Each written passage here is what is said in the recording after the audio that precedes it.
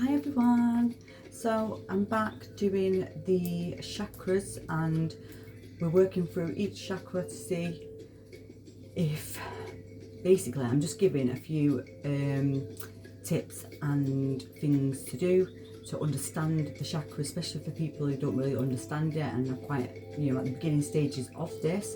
Now this is the throat chakra we're doing now, which is the fifth one, and this is the colour blue. We've already done the root, the sacral, the solar, the heart. Now this is the fifth one, and then we have the third eye and the crown to do. So we're doing the 7 main chakras, and I'm just going to give some tips and advice and how these things, these chakras are connected with the body, what it can manifest in the body when unbalanced or needing addressing or needing your attention for whatever reason. So this is the element of sound.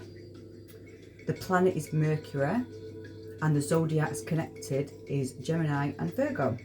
The motto is I speak. This is at the center of the neck, and basically when this chakra is out of balance or unbalanced or needs your attention for whatever reason, you can find it very difficult to express, to speak, and to express emotions, or misunderstandings can come in quite a lot, miscommunication heavily, just really hard to get what it is that you need out, basically. Sometimes people can't speak in general, like fully don't want to speak, like no voice. It can cause quite a lot when it comes to the voice, because as we can tell, we're on the throat chakra, which is very much about the voice. So this chakra basically rules your neck, your mouth, the cords in the mouth, the tongue, the teeth, the shoulders, the lips, the ears, and the lymphatic system. So in illnesses, this can manifest in you having a lingering cough that will not go away. It's like something that just is constantly there. Sore throat, sore gums, or gum disease, or just issues within the gums and the teeth. Also hearing loss, stiff neck, and voice problems in general. When that means that your voice could change, like when it comes to like huskiness, or there could be issues within that area. Also, grinding the teeth is also when this is out of balance. Biting the lip. You could also get mouth ulcers, mouth sores, tonsils, anything like that. Also, you could also bite your lip, and there could be a lot of bleeding from the mouth as well. So anything like that, when the mouth's just bleeding for no reason.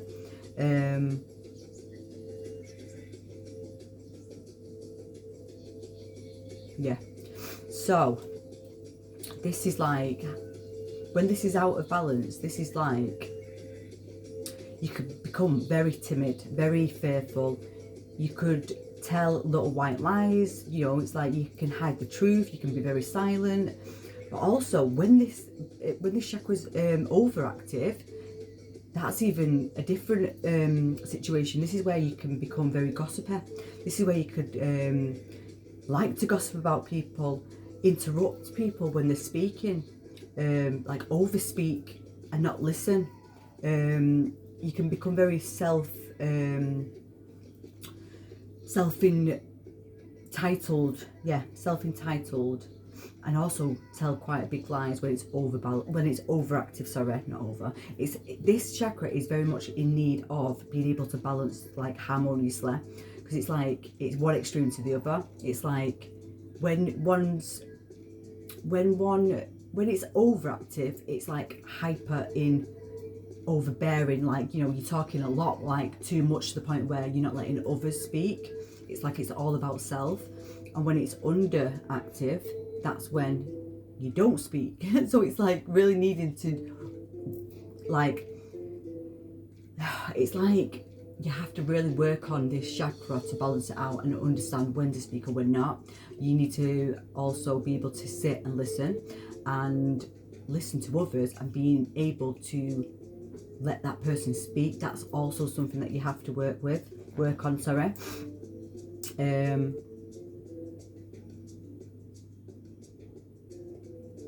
Yeah. So, you know, exercises for this situation and this chakra would be speaking and writing, journaling in general. But also,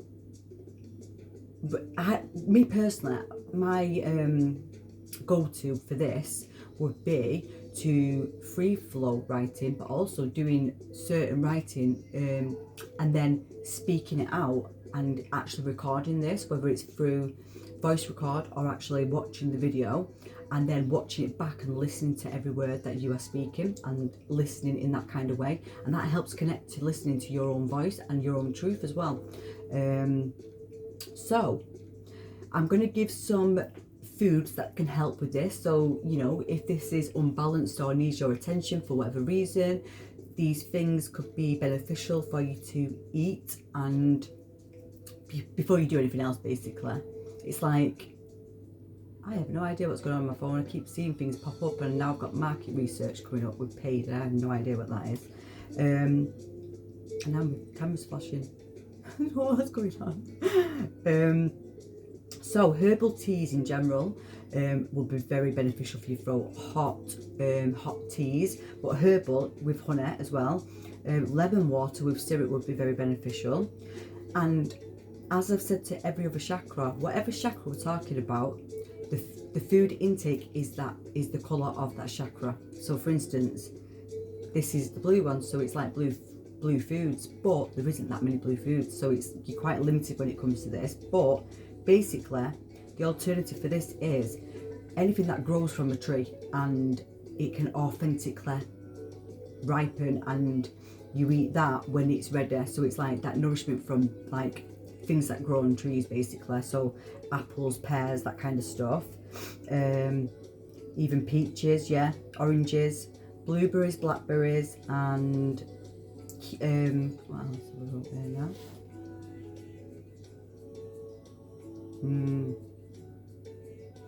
Yeah, anything like that does grow from the tree, yeah. But also at the same time, this is saying as well, if you are trying to balance out this throat chakra, you are being advised to avoid dairy, because this will this can block the sinus. It can cause sinus issues, so it can cause like a blockage with the congestion system. So you are being guided. So maybe if you have got an unbalanced throat chakra, it could be regarding dairy. I don't know. You know, you might have certain issues when it comes to these things, but you don't actually know this until you cut it out, and then you realise that has been an issue for you. So I'm going to give some crystals and some essential oils that I would recommend. These are just basics, by the way, guys. These are not everything. You know, this is just to give you a little outline of things. So, you know, if you have any of these issues, you know that this is something regarding that throat chakra, because not a lot of people understand that illness and anything that's happening with the body is regarding, it's connected to the chakras. So it's like once you identify that, you can understand it and then start to work on that. So lapis lazuli, sodalite, turquoise, sapphire, angelite, aquamarine, blue lace agate. They're just a few what I would think would be very beneficial for you to use. And then with the essential oils, this is like oils what you can put in diffusers. You can meditate, you know, after you've sprayed the air, cleanse the air, however it is that you want to do, candles, incense. But vanilla is good for this. Basil, fennel and peppermint, they're just a few. And then also, let me give you some also, oh yeah, so I'm going to give some sound frequencies to possibly listen to when you're asleep, or while you're working, or while you're meditating. 741 and 432 and 192, they're like the top three what I'd say use, but it's up to you. You know, go with whatever feels good, because sometimes certain ones might irritate you. It's like in the background while you sleep is the best thing to do. Well, if you're working on a like specific chakra, for healing and to balance it out, I would recommend that when you're sleeping you have that on in the background, because that's what I do that now to this day. But I've kind of changed it up now because I don't need to listen to them. So now I'm more of I listen to positive speaking in the background, so it's like that can change that mind then. So when you wake up or spiritual kind of bedtime story kind of things, you know, like when you're going into this beautiful land. So yeah, I don't have to do that, but I did do that for a few years. Every single night I couldn't sleep without something in the background. But it does of course correct the inside of our body and heal us while we're sleeping, which is amazing. And that's how that thought can also get changed, in that mindset and positive thinking. So I'm going to give some affirmations. Like I say, these are just a few, you know, it's up to you what you use, but this is just giving you a bit of a guide, and you know, so you can see what to use if you don't know what to use at the beginning. But I would recommend that you do these practices and these affirmations every single day, writing them out, speaking them out, and then also as another exercise is what I do recommend to do, because I've done it myself and it works, is to do it in the mirror. And like I've said in all the other videos, if you haven't done this before, then this is going to be a big breakthrough, but also it's going to feel a bit uncomfortable at the beginning, but it might not do. But you have to, after you've done this, I would highly recommend that you write down what happened during that speaking. How did it make you feel? Could you make the eye contact with yourself? Did you feel weird? Did it feel like cringer? How did it make? It's got to be like truthful, and you'll notice the difference every time you do it. And that's how you then see the real you and how you connect to yourself. It's all about self-empowerment and self-talk. It's like sometimes we seek these things from others when really it was ourselves that we was meant to seek it, but we don't get taught these things, so it does feel weird and uncomfortable at the beginning, or it might not, it just depends, you know. But anything that's happening during that time when you're doing that connecting, whatever it made you feel, be truthful about that, because the more you do it, you'll notice the shift and how it becomes so much more easier. And it's like when you feel a certain way, all of a sudden you'll notice going over to a mirror and giving yourself a little pep talk. So I speak my truth with power. My voice gets stronger every day. I am open to new opinions. I live authentically. I know when to listen and when to speak. I communicate clearly and honestly. My voice is heard. I am able to use my voice when and as I need to.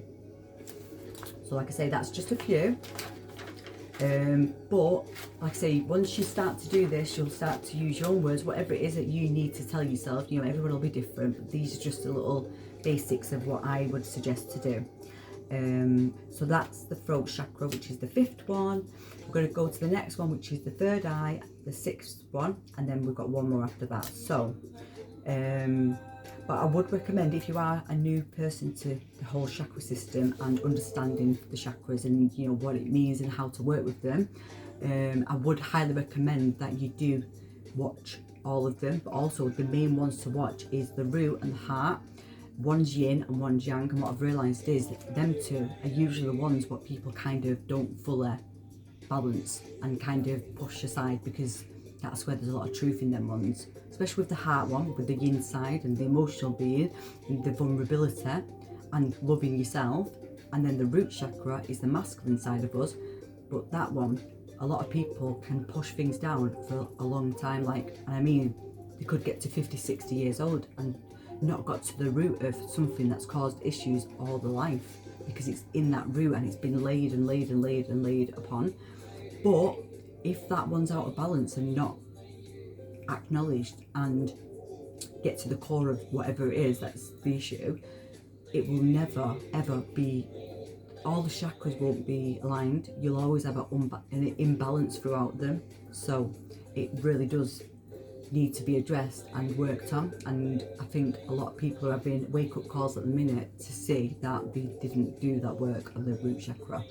So it's just like the Tower card, guys. So if you are building on an unstable foundation, which is that root chakra, because that is our way of being, That's our one what connects us to everything. It's that one, what I've said as well, you'll notice that every single one has a connection to the root. So every chakra is connected to that one. So you got to think about that. Sometimes you can work on one, and if it's something still there and you're like, well, you know, I've done all this work on this chakra, it's possibly because it's the root chakra that needs addressing. And it is hard to do that one because that's having to go onto that darker side of self and the shadow side and really go deep into possibly childhood stuff which has been pushed right down and ignored for a long time. So I'm hoping that this is making sense and people are getting some kind of understanding from this, and I hope that they do, because like I say, this is just a beginner's thing. This is just me just giving a few of my tips. I'm not a professional, you know, I'm just trying to help and give my own knowledge and wisdom and what I've used as tools along this journey. So bye for now.